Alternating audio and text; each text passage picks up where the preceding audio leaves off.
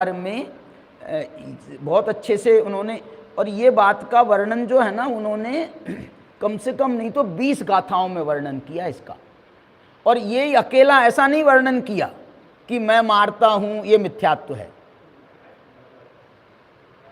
फिर उनने वर्णन क्या किया बताओ? बचाता हूं नहीं, वो तो मिथ्यात्व है ही। मैं मारता हूं, मैं बचाता हूं, मैं सुखी करता हूं, मैं दुखी करता हूं, ये मिथ्यात्व है।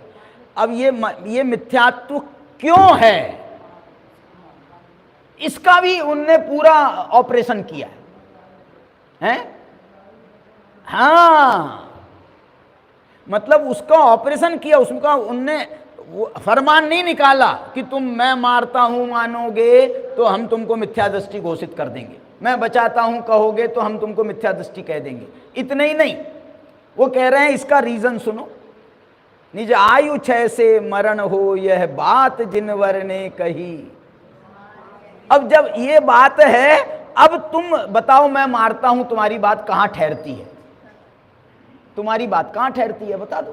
तो ये युक्तियां, जो इसमें युक्तियां दी हैं, एक एक बात को समझाने के लिए 3 गाथाएं लिखी। क्या बोला? मैं मारता हूं इसको समझाने के लिए 3 गाथाएं हैं कुंद कुंद की। 147 नहीं 200, 247, 48, 49। और मैं बचाता हूं इसको समझाने के लिए 3 गाथाएं, 250, 251, 252। मैं सुखी दुखी करता हूं इस बात को समझाने के लिए 4 गाथाएं, क्योंकि 2 है ना सुखी दुखी, एक साथ ले लिया उसको, तो उसके लिए 4 गाथाएं लिखी। और पहली गाथा में कहते हैं मैं मारता हूं, ये मिथ्यात्व है, ये मतलब गलत है। क्यों गलत है उसका कारण बताया। और तीसरी गाथा में फिर से उसको कह रहे हैं इसलिए तू गलत है। तीसरी गाथा में कहते हैं इसलिए तू गलत है। ऐसे जो है 10 गाथाएं हो गई, 3, 3 और 4।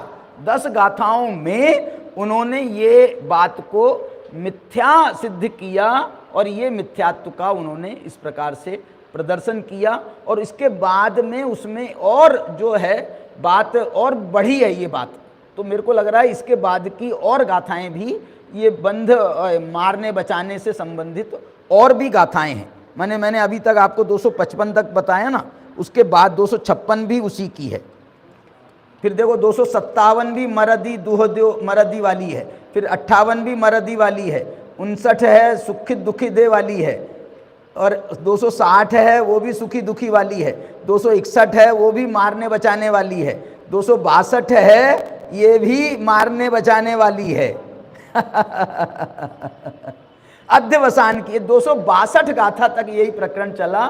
247 से 262 गाथा तक, माने लगभग 15 गाथाओं में उन्होंने ये प्रकरण चलाया। इसके बाद में अध्यवसान का प्रकरण आया। वो अध्यवसान में भी यही बात है, मारने बचाने का ही अध्यवसान कहा है उसमें, वो भी इसी के संबंध में बात है। तो वो भी जोड़ लो आप, तो ये और 5 गाथाएं इसमें जा जाएंगी। इसके बाद में जो है मिथ्यात्व की जड़ें पुण्य और पाप में कैसे जाती हैं।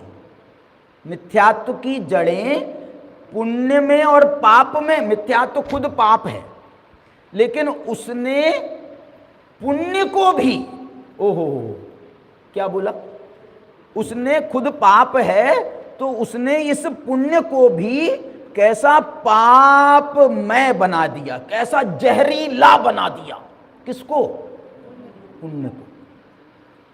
और उसकी जहर कैसे फैलता है इसके लिए उन्होंने मालूम व्रतादि का उदाहरण दिया, ज्ञान का उदाहरण दिया, 11 अंग 9 पूर्व के ज्ञान का उदाहरण दिया है। वो 11 अंग 9 पूर्व का ज्ञान में मिथ्यात्व भरा, मिथ्यात्व का जहर मिला हुआ है।